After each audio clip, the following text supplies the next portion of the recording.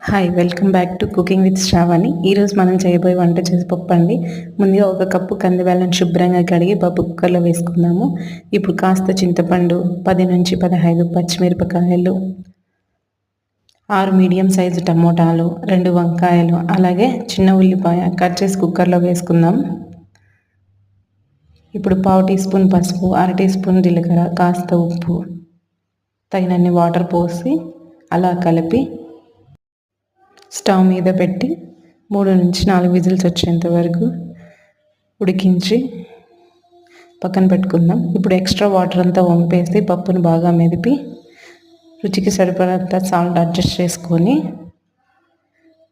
ముందు ఒక ప్యాన్లో 2 టేబుల్ స్పూన్స్ ఆయిల్ వేసి తాలింపు దినుసులు, ఒక ఉల్లిపాయ, 4 వెల్లుల్లి దంచేసుకొని తాలింపు బాగా వేగాక ఇప్పుడు అందులో పప్పు వేయడమేనండి. పప్పు రెడీ.